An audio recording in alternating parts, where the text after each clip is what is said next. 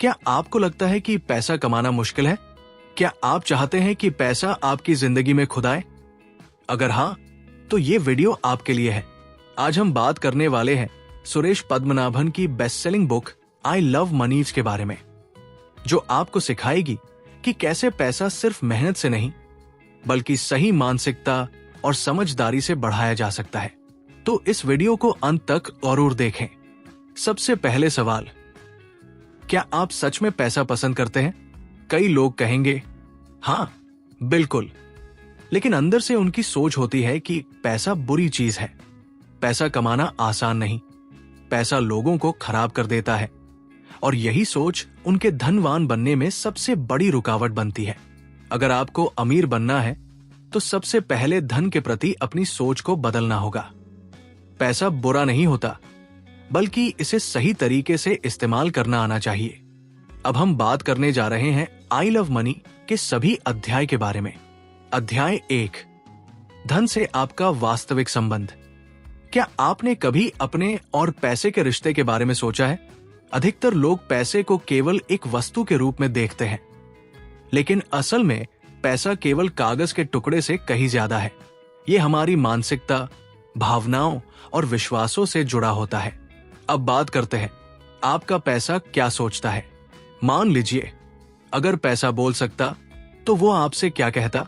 अगर आप हमेशा पैसे की कमी की शिकायत करते हैं, या ये सोचते हैं कि पैसा कमाना बहुत मुश्किल है, तो पैसा भी आपसे दूरी बना लेगा।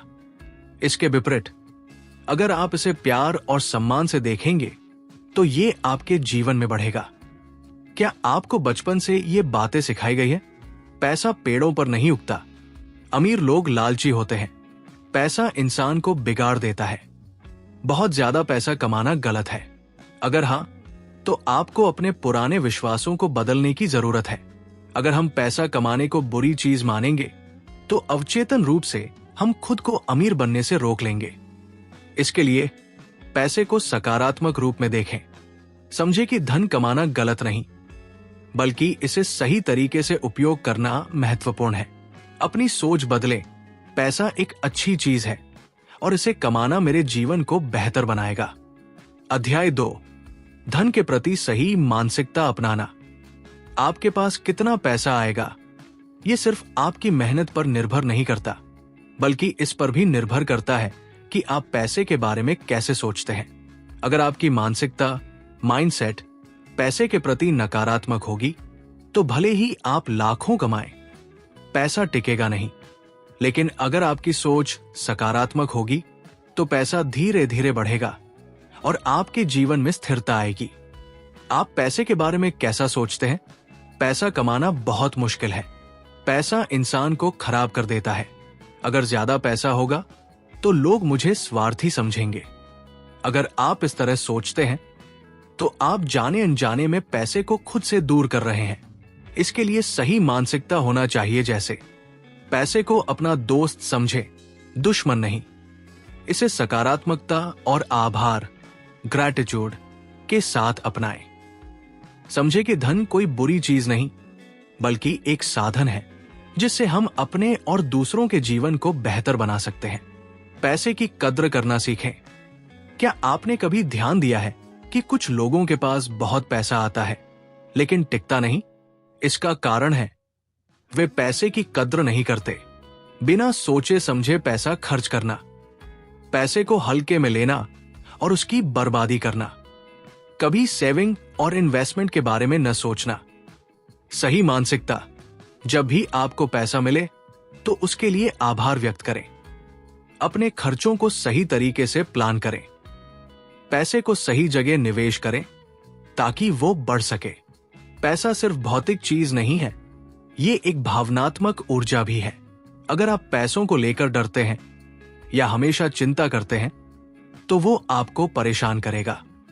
अगर आप पैसों को सही जगह इस्तेमाल करते हैं, तो वो आपकी जिंदगी को बेहतर बनाएगा। अध्याय 3, पैसे की ऊर्जा को समझना।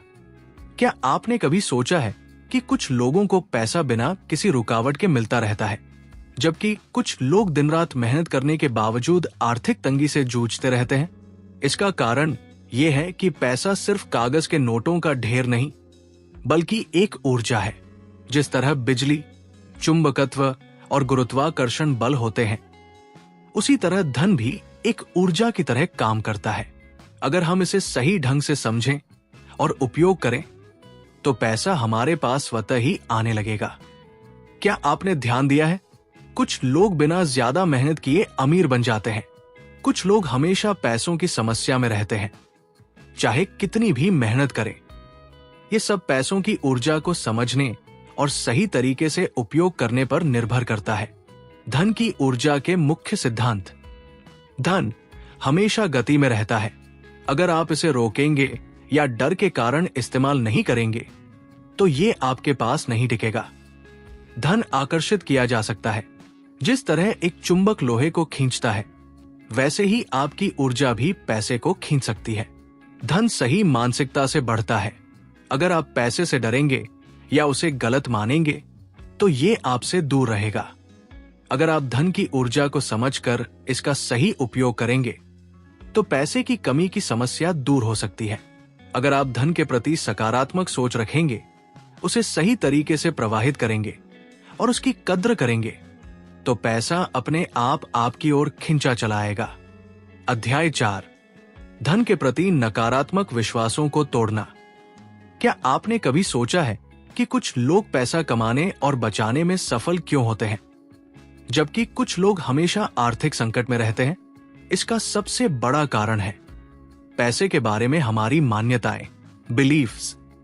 अगर हमारे मन में धन के प्रति नकारात्मक विश्वास होंगे तो चाहे हम कितना भी मेहनत करें, पैसा हमारे पास ज्यादा समय तक नहीं टिकेगा। क्या आपने कभी ये बातें सुनी या सोची है? पैसा बुरी चीज है, अमीर लोग स्वार्थी होते हैं, मुझे अमीर बनने का कोई हक नहीं है, अगर मैं ज्यादा पैसा कमाऊंगा तो लोग मुझे गलत समझेंगे। अगर हां, तो ये नकारात्मक विश्वास है जो आपको अमीर बनने से रोक रहा है। समाधान। सबसे पहले इन नकारात्मक विचारों को पहचानें। समझे कि ये सिर्फ बचपन में सीखी हुई गलत धारणाएं हैं, सच नहीं। इन्हें सकारात्मक विश्वासों में बदलें। पैसा आपके इरादों को बढ़ाता है। अगर आप अच्छे हैं तो पैसा आपको और अच्छा बनाएगा। अगर आप गलत रास्ते पर हैं तो पैसा उसी को बढ़ावा देगा। बिल गेट्स, रतन टाटा, नारायण मूर्ति जैसे लोग अपनी संपत्ति का बड़ा हिस्सा दान कर देते हैं। इसलिए अमीर होना बुरी बात नहीं है। पैसा आकर्षित करने के लिए सही मानसिकता अपनाए, जैसा कि पैसा कमाने को खेल की तरह समझें, पैसों के लिए कृतज्ञता, ग्रैटिट्यूड रखें, खुद को अमीर बनने के लायक समझें, सही लोगों के साथ रहें। अध्याय 5, आर्थिक स्वतंत्रता का मार्ग। क्या आप कभी सोचते हैं कि बिना किसी आर्थिक चिंता के अपने सपनों की जिंदगी कैसे जिए? इसका जवाब है आर्थिक स्वतंत्रता, फाइनेंशियल फ्रीडम। आर्थिक स्वतंत्रता का मतलब ऐसा जीवन जहां पैसे की कमी आपकी खुशियों और फैसलों को प्रभावित न करे, जहां आप सिर्फ पैसे कमाने के लिए नहीं बल्कि अपने जुनून को जीने के लिए काम करें, जहां आपको हर महीने अपने खर्चों के लिए चिंता न करनी पड़े। पैसा आपकी सेवा करे, न कि आप पैसे की सेवा करें। क्या आपको नौकरी जाने का डर रहता है? क्या आप सिर्फ सैलरी के भरोसे हैं? क्या आप पैसे की चिंता में खुशहाल जीवन नहीं जी पा रहे? अगर हां, तो आप अभी आर्थिक रूप से स्वतंत्र नहीं हैं। जब आपके पास पर्याप्त संपत्ति, बचत और निष्क्रिय आय, पैसिव इनकम होगी तो आप किसी के अधीन नहीं रहेंगे और अपने जीवन के फैसले खुद ले पाएंगे। आर्थिक स्वतंत्रता के 5 महत्वपूर्ण स्तंभ। 1, आय, इनकम के कई स्रोत बनाएं। 2, सही वित्तीय योजना बनाएं। 3, बचत और निवेश की आदत डालें। 4, कर्ज से जल्दी छुटकारा पाएं। 5, आर्थिक शिक्षा को अपनाएं। अगर आप अपनी इनकम के कई स्रोत बनाएंगे, सही प्लानिंग करेंगे, बचत और निवेश करेंगे, कर्ज से बचेंगे और फाइनेंशियल नॉलेज बढ़ाएंगे, तो आर्थिक रूप से आजाद होना कोई मुश्किल नहीं होगा। अध्याय 6, बचत और निवेश की कला। क्या आप जानते हैं कि केवल पैसे कमाने से आप अमीर नहीं बन सकते? आपको अपनी आय का सही प्रबंधन करना आना चाहिए। सवाल यह है कि कैसे बचत करें कि पैसे की कमी न हो, कहां और कैसे निवेश करें कि पैसा बढ़ता रहे, किन गलतियों से बचें ताकि पैसा डूबे नहीं। क्या आपने कभी सोचा है नौकरी छूट जाए तो आप कितने दिन बिना इनकम के रह सकते हैं? अचानक कोई मेडिकल इमरजेंसी आ जाए तो क्या आपके पास पैसे हैं? क्या आपके पास पैसा है जिससे आप अपने सपनों को पूरा कर सकें? अगर नहीं तो आपको बचत करना सीखना होगा। बचत करना मतलब पैसे को सुरक्षित रखना ताकि भविष्य में आर्थिक परेशानियों से बचा जा सके। बचत करने के 5 सुनहरे नियम। 1. पहले खुद को भुगतान करें। जब भी आपको सैलरी या इनकम मिले, पहले बचत करें, फिर खर्च करें। हर महीने कम से कम 20% इनकम बचाने की आदत डालें। 2. खर्च कम करें, बचत बढ़ाएं। फिजूल खर्ची बंद करें, जैसे महंगे कपड़े, बिना जरूरत के गैजेट्स, बार बार बाहर खाना। जरूरत और इच्छा में फर्क समझें और गैर जरूरी खर्च कम करें। 3. 50-30-20 नियम अपनाएं। अपनी इनकम को 3 हिस्सों में बांटें। 50% जरूरी खर्च, रेंट, बिल, ग्रोसरी। 30% लाइफस्टाइल खर्च, ट्रैवल, एंटरटेनमेंट। 20% बचत और निवेश। 4. इमरजेंसी फंड बनाएं। अपने खर्चों के कम से कम 6 महीने का फंड अलग से सेव करें ताकि किसी भी मुसीबत में आपको कर्ज न लेना पड़े। 5. अपनी बचत को बढ़ाने के लिए निवेश करें। बचत को सिर्फ बैंक में रखने से वो नहीं बढ़ेगी, बल्कि सही निवेश से बढ़ेगी। बचत सिर्फ शुरुआत है, असली खेल निवेश का है। बचत पर बहुत कम ब्याज मिलता है, लेकिन निवेश से पैसा तेजी से बढ़ता है। महंगाई को हराने के लिए निवेश जरूरी है, क्योंकि हर साल चीजें महंगी होती जाती है। आपका पैसा काम करे, इसके लिए आपको सही निवेश करना आना चाहिए। निवेश करें ताकि पैसा खुद आपके लिए काम करे। निवेश के 5 सबसे अच्छे विकल्प। 1. स्टॉक्स। स्टॉक्स में निवेश मतलब कंपनियों में हिस्सेदारी लेना।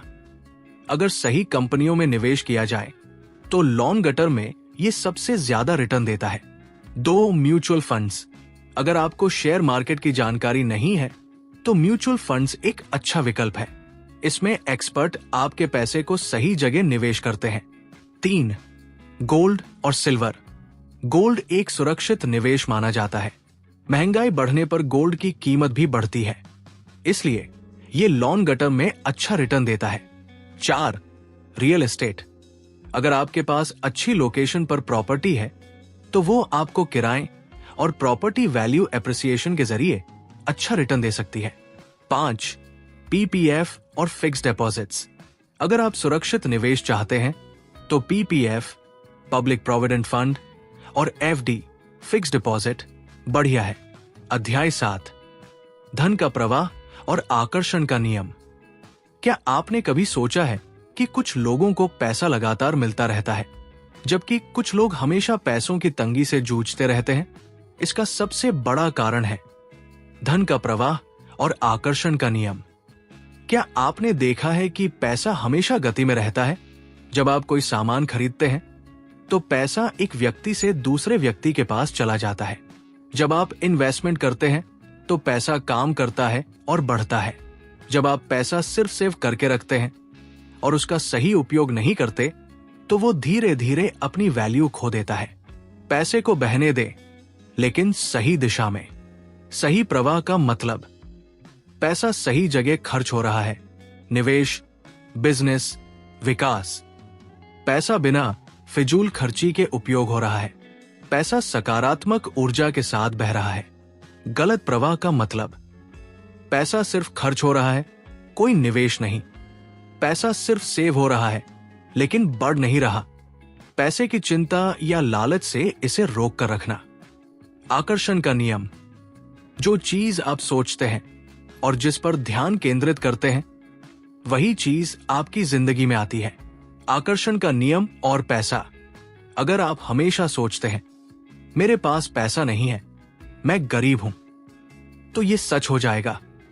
लेकिन अगर आप सोचते हैं मैं अमीर बनने के लायक हूं और पैसा मेरी ओर आ रहा है, तो ये सच हो जाएगा। आपकी सोच ही आपके पैसों की स्थिति तय करती है। पैसे को आकर्षित करने के 5 नियम। 1. पैसों के बारे में सकारात्मक बातें बोले। 2. खुद को अमीर बनने के लायक समझे। 3. पैसे का आभार व्यक्त करें। 4. पैसों से डरे नहीं, बल्कि इसे अपनाएं। 5. पैसे को अच्छे उपयोग में लगाएं। अध्याय 8. आर्थिक बुद्धिमत्ता विकसित करना। क्या आप जानते हैं कि सिर्फ पैसे कमाना पर्याप्त नहीं है? पैसे से जुड़ी सही जानकारी और समझ होना उतना ही जरूरी है। इसे हम आर्थिक बुद्धिमत्ता कहते हैं। आर्थिक बुद्धिमत्ता का मतलब केवल पैसे कमाने की क्षमता नहीं, बल्कि ये समझना कि पैसे का सही उपयोग और प्रबंधन, धन की वृद्धि के लिए निवेश के तरीके, मूल्य का मूल्यांकन, आर्थिक फैसलों के प्रभाव को समझना। जब आपके पास आर्थिक बुद्धिमत्ता होती है, तो आप केवल पैसे नहीं कमाते, बल्कि उसे बढ़ाते भी हैं। आर्थिक बुद्धिमत्ता के 4 मुख्य तत्व। 1. पैसों की समझ, ये जानना कि पैसा कहां से आता है, कहां जाता है और कैसे इसे बढ़ाया जा सकता है। 2. निवेश की समझ, ये समझना कि पैसे को कहां और कैसे निवेश करें ताकि वो बढ़े। 3. खर्चों का प्रबंधन, ये जानना कि खर्चों पर नियंत्रण कैसे रखा जाए और कौन से खर्चे जरूरी है। 4. ऋण प्रबंधन, कर्ज से बचने या उसे सही तरीके से चुकाने की कला। आर्थिक बुद्धिमत्ता के फायदे। 1. बिना डर के निवेश करें। जब आप निवेश के बारे में जानते हैं, तो आप सही फैसले ले सकते हैं। 2. पैसे का सही उपयोग करें। आप जान पाएंगे कि पैसे को किस जगह निवेश करना चाहिए, किसे खर्च करना चाहिए और किसे बचाना चाहिए। 3. पैसे को बढ़ाने के तरीके समझें। आप समझ पाएंगे कि पैसा सिर्फ मेहनत से नहीं, बल्कि सही निवेश और योजनाओं से बढ़ता है। 4. सकारात्मक वित्तीय फैसले लें। आर्थिक बुद्धिमत्ता से आप अपने वित्तीय लक्ष्यों को पाने के लिए बेहतर निर्णय ले सकते हैं। अध्याय 9. धन और आध्यात्मिकता का संतुलन। क्या आप जानते हैं कि धन और आध्यात्मिकता दोनों का एक दूसरे से गहरा संबंध है?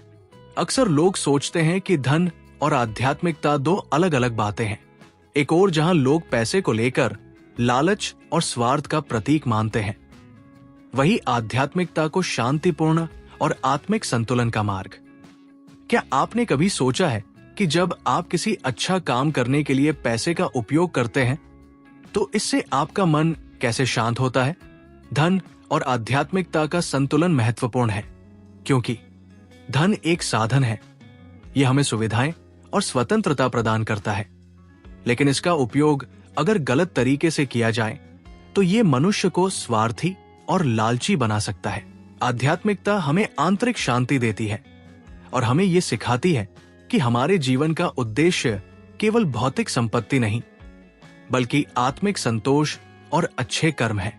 धन हमें जीवन में सुख सुविधाएं देता है, लेकिन अगर ये हमारी आध्यात्मिकता से टकराता है, तो ये हमें मानसिक तनाव और असंतोष का शिकार बना सकता है। जब हम धन का सही उपयोग करते हैं, तो हम न केवल अपनी भौतिक स्थिति को सुधारते हैं, बल्कि आध्यात्मिक संतोष भी प्राप्त करते हैं।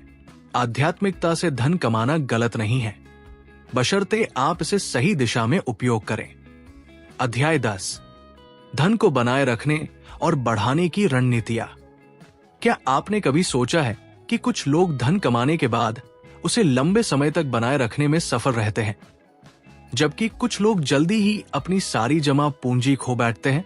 धन को बनाए रखना और बढ़ाना दोनों ही एक कला है, और इसके लिए सही रणनीतियां अपनानी होती है। पैसा कमाना आसान हो सकता है, लेकिन उसे बनाए रखना और बढ़ाना मुश्किल होता है। क्या आपने कभी ये सुना है कि पैसा बहता हुआ पानी है? ये सही है, क्योंकि अगर आप पैसे को स्मार्ट तरीके से प्रबंधित नहीं करते, तो वो जल्द ही हाथ से निकल जाएगा। धन को बनाए रखने के बाद अब बारी है उसे बढ़ाने की। धन बढ़ाने के लिए आपको सही निवेश और खर्च की रणनीतियां अपनानी होंगी। 1. निवेश, धन बढ़ाने का सबसे प्रभावी तरीका। 2. व्यावसायिक अवसर। अगर आप सोचते हैं कि सिर्फ नौकरी से ही पैसे बढ़ाए जा सकते हैं, तो आप गलत हैं। व्यवसाय एक अच्छा तरीका है जिसमें आप अपनी मेहनत से अधिक पैसा कमा सकते हैं। 3. बजट बनाना और खर्चों पर नियंत्रण। 4. फिजूल खर्ची से बचना।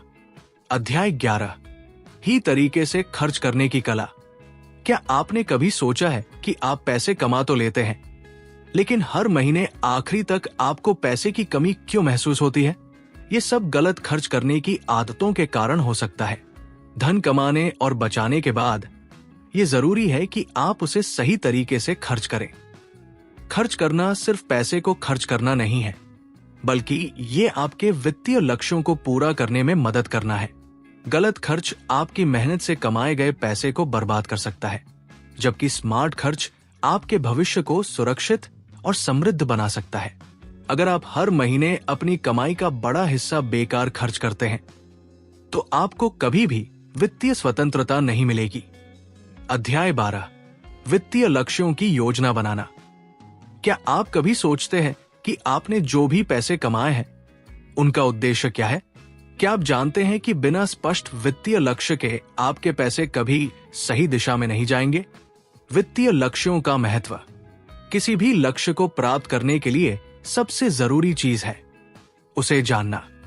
अगर आपके पास स्पष्ट वित्तीय लक्ष्य नहीं है, तो आप बिना दिशा के नाव की तरह भटक सकते हैं।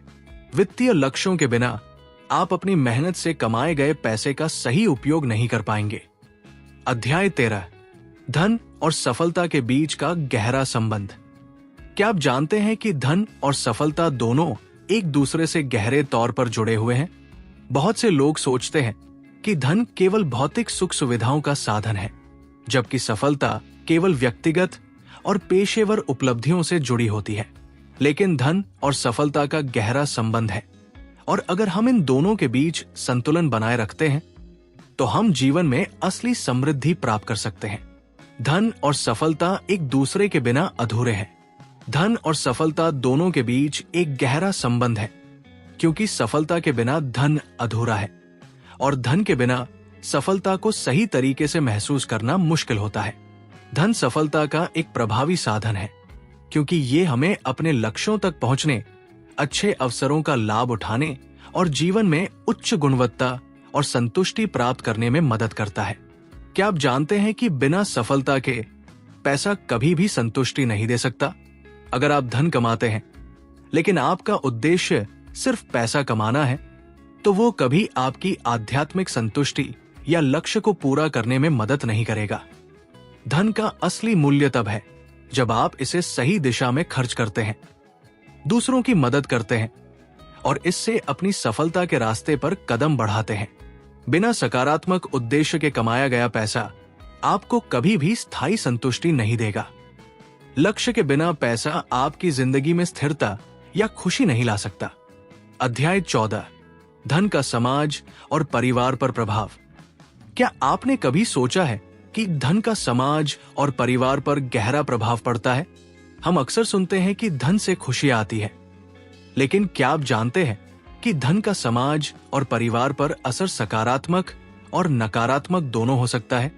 धन परिवार के जीवन को सरल और आरामदायक बना सकता है, लेकिन इसका गलत उपयोग परिवार में असंतोष और संघर्ष भी पैदा कर सकता है।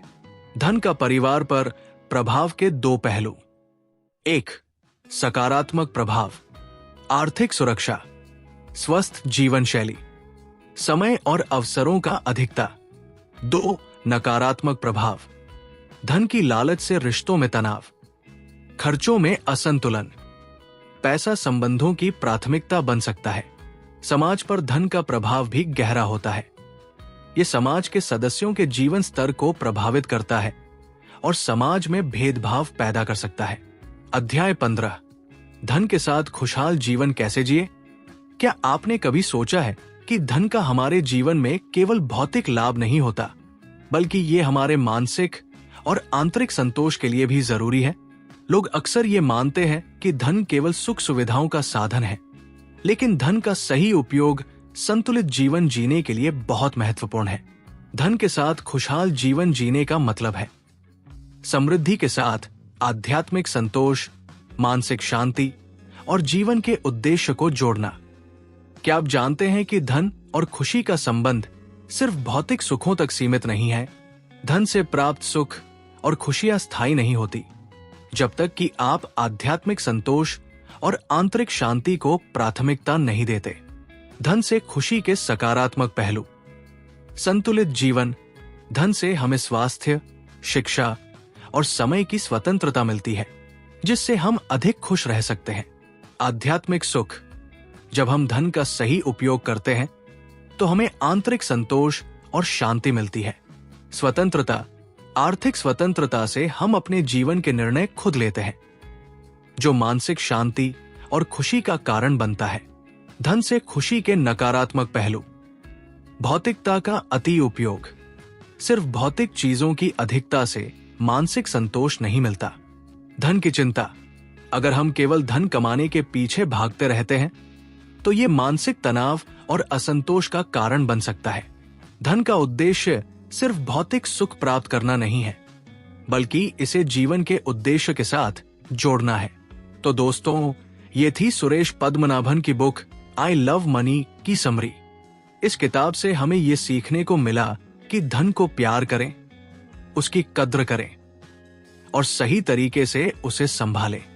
अगर आपको ये वीडियो पसंद आया तो इसे लाइक करें, शेयर करें और हमारे चैनल को सब्सक्राइब करना न भूलें। धन्यवाद।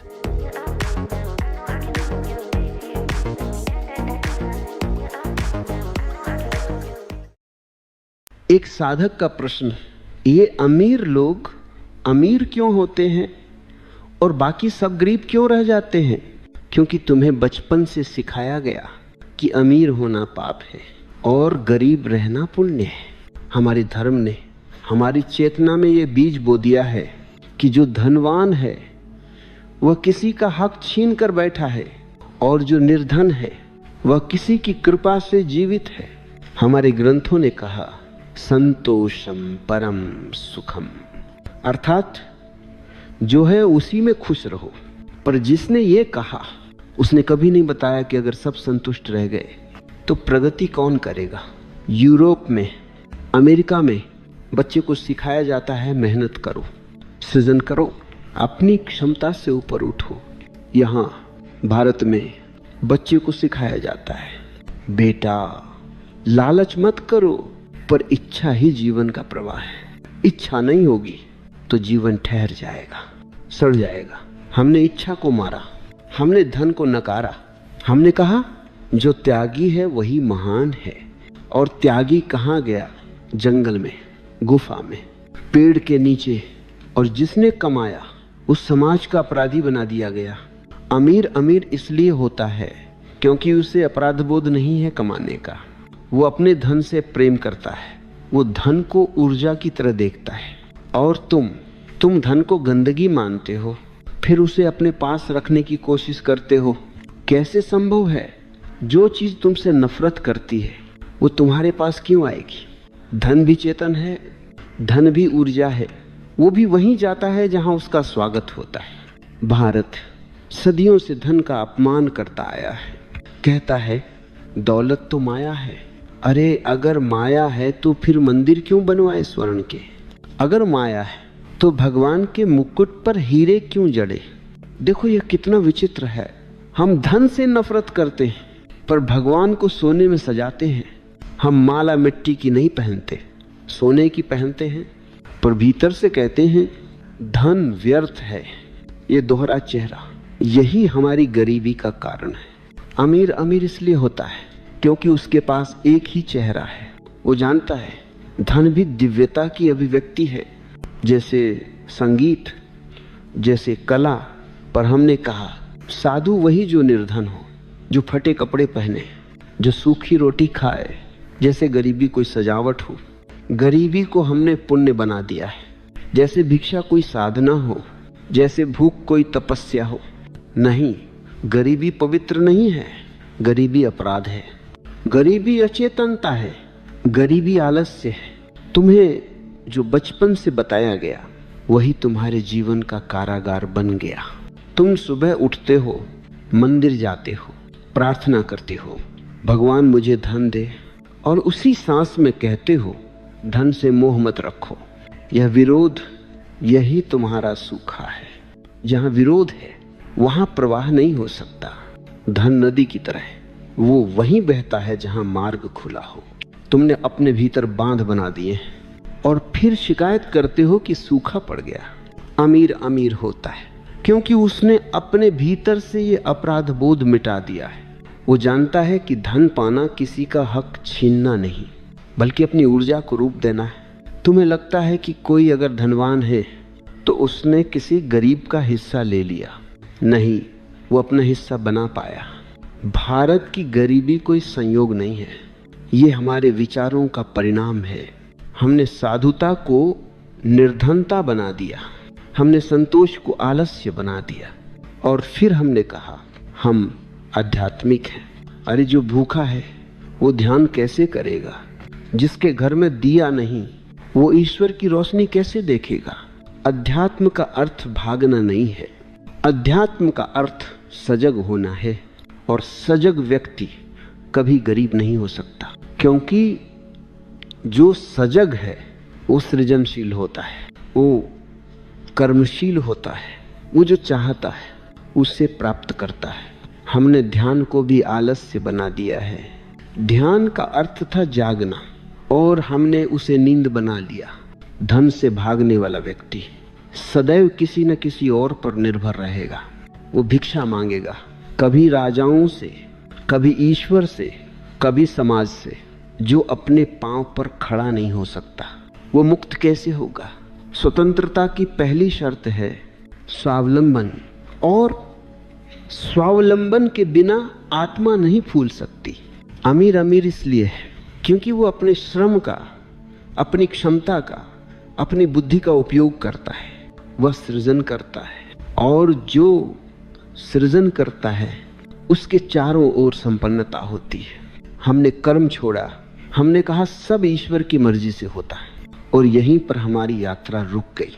ईश्वर ने तो सिर्फ संभावना दी है, साकार करना तुम्हारा काम है, पर तुमने कहा जो होगा देखा जाएगा, और यही वाक्य बन गया तुम्हारे पतन का शिलालेख। जो राष्ट्र कर्म नहीं करता वो भिक्षा मांगता है, जो मनुष्य इच्छा नहीं रखता वो मर जाता है। इच्छा कोई बंधन नहीं है, इच्छा जीवन का इंजन है, और हमने इंजन तोड़ दिया। अब गाड़ी खड़ी है और हम कहते हैं देखो शांति है। वो शांति नहीं है, वो मृत्यु है। सच्ची शांति तब आती है जब सब चल रहा हो, नदी बह रही हो, सूरज जल रहा हो और भीतर कोई विरोध न हो। धन से भागना छोड़ो, धन से प्रेम करो, पर ध्यान से, बिना बंधन के धन का उपयोग करो। धन को साधन बनाओ, वो तुम्हारा सेवक बने, तुम्हारा मालिक नहीं। तुम देखना, जिस दिन भारत ने धन से डरना छोड़ा उसी दिन यह देश फिर से जग उठेगा, फिर से संपन्न होगा, फिर से सृजनशील होगा। पर जब तक धन को लेकर तुम्हारे भीतर अपराध है, गरीबी तुम्हारे बाहर रहेगी। धन को सम्मान दो, धन को समझो, और सबसे पहले धन से जुड़ी अपनी सोच बदलो। क्योंकि अमीर इसलिए नहीं होता कि उसके पास ज्यादा है, वो इसलिए होता है क्योंकि उसके भीतर अनुमति है। और गरीब इसलिए नहीं है कि उसके पास कुछ नहीं, वो इसलिए है क्योंकि उसने खुद से कह दिया है मुझे कुछ नहीं चाहिए। जिस दिन ये वाक्य मिट जाएगा, जिस दिन तुम धन से, इच्छा से, कर्म से, सृजन से एक हो जाओगे, उस दिन कोई भी गरीब नहीं रहेगा। फिर गरीबी कोई नियति नहीं होगी, बल्कि अतीत की कहानी होगी। बहुत अच्छा, अब मैं आगे से वहीं से शुरू करता हूं जहां छोड़ा था। ओशो बोल रहे हैं, उसी शांत लय में हर वाक्य में ठहराव है, सवाल भी, उत्तर भी। देखो, धन स्वयं में न अच्छा है न बुरा, धन बस शक्ति है। जिसके हाथ में है वैसा रूप ले लेता है। अगर मूर्ख के हाथ में जाए तो विनाश कर देगा, अगर सजग के हाथ में जाए तो सृजन करेगा। लेकिन हमने क्या किया? हमने धन को दोषी बना दिया और खुद को निर्दोष घोषित कर दिया। हमने कहा मैं गरीब हूं क्योंकि मैं अच्छा हूं। कितना सुविधाजनक झूठ है ये। क्योंकि तब तुम्हें मेहनत नहीं करनी पड़ती, सृजन नहीं करना पड़ता, केवल दुख झेलना पड़ता है और उस दुख को तुम पुण्य कह देते हो। गरीबी पुण्य नहीं है, गरीबी आलस्य है, गरीबी अचेतनता है, गरीबी वह नींद है जिसमें आदमी जीना भूल गया है।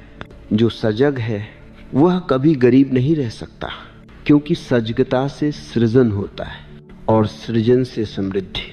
तुमने देखा होगा जहाँ लोग प्रेम से, कला से, संगीत से, ध्यान से जीते हैं, वहाँ किसी न किसी रूप में समृद्धि होती ही है, क्योंकि जहाँ जीवन है वहाँ विस्तार है और जहाँ विस्तार है वहाँ संपन्नता है। लेकिन भारत ने जीवन से डरना सीखा। हमने कहा जीवन तो माया है, मरना ही सच्चा है। हमने संसार को नकारा और ईश्वर को खोजने चले गए। जो संसार को नकारता है वह ईश्वर को भी नहीं पा सकता, क्योंकि ईश्वर संसार के बाहर नहीं है, वह उसी मिट्टी में है, उसी धन में, उसी सृजन में। एक बार एक राजा बुद्ध के पास आया, कहने लगा मैं सब छोड़ना चाहता हूँ। बुद्ध ने कहा क्या पाया भी था जो छोड़ रहा है, पहले कुछ पाले। राजा हैरान रह गया, बोला मेरे पास राज्य है, धन है, ऐश्वर्य है। बुद्ध ने कहा यह सब बाहर है, पहले भीतर कुछ पाले फिर छोड़ने की बात करना। त्याग तब तक अर्थहीन है जब तक तुम्हारे पास कुछ हो नहीं, और भारत ने बिना पाए ही त्यागना शुरू कर दिया। इसीलिए हम सब आधे अधूरे त्यागी हैं। न दुनिया मिली न ईश्वर। धन से डरना छोड़ो, उससे प्रेम करो, पर जागरूक होकर, क्योंकि धन साधन है, मालिक नहीं। वह तुम्हें झुका सकता है अगर तुम अचेतन हो, पर वही धन तुम्हें उड़ान भी दे सकता है अगर तुम सजग हो। मैं देखता हूँ जो धनवान है वह कर्मशील है, वह सृजन करता है, वह अपने श्रम को रूप देता है, और जो आलसी है वह कहता है ईश्वर की मर्जी, और फिर याचक बन जाता है। भिक्षा कोई साधना नहीं है, भिक्षा निर्भरता है, और निर्भर व्यक्ति कभी मुक्त नहीं हो सकता। स्वतंत्रता की पहली शर्त है स्वावलंबन, और स्वावलंबन बिना धन के संभव नहीं। जब तुम धन से डरते हो तब तुम जीवन से डरते हो, क्योंकि धन जीवन की ऊर्जा का ही रूप है। जैसे प्रेम है, जैसे संगीत है, जैसे ध्यान है। धन को गले लगाओ, पर सजग होकर, ताकि वह तुम्हारा सेवक बने, तुम्हारा मालिक नहीं। और देखो, जिस दिन भारत ने धन से डरना छोड़ा, जिस दिन बच्चे को यह सिखाया गया कि धन साधन है, पाप नहीं, उसी दिन यह भूमि फिर से स्वर्ण भूमि बन जाएगी, फिर से रचनाशील, फिर से संपन्न, फिर से जीवंत। इच्छा, सदियों से तुमसे कहा गया इच्छा छोड़ दो, इच्छा बंधन है, इच्छा दुहक है, पर मैंने कहा नहीं, इच्छा बंधन नहीं, असमझी इच्छा बंधन है। इच्छा तो बीज है, जीवन का बीज। तुमने अगर बीज को मार दिया तो वृक्ष कहाँ से उगेगा? बुद्ध ने कहा था इच्छा ही दुहक का कारण है, पर तुमने केवल आधा वाक्य सुना, बाकी आधा खो दिया। बुद्ध ने कहा था असजग इच्छा दुख है, सजग इच्छा आनंद है, पर लोगों ने सजगता भुला दी और इच्छा को मार दिया। इच्छा को मारने वाला मृत हो जाता है, उसके भीतर कोई ज्वाला नहीं रहती, कोई सृजन नहीं, कोई गंध नहीं, सिर्फ खालीपन, जिसे वो शांति कह देता है।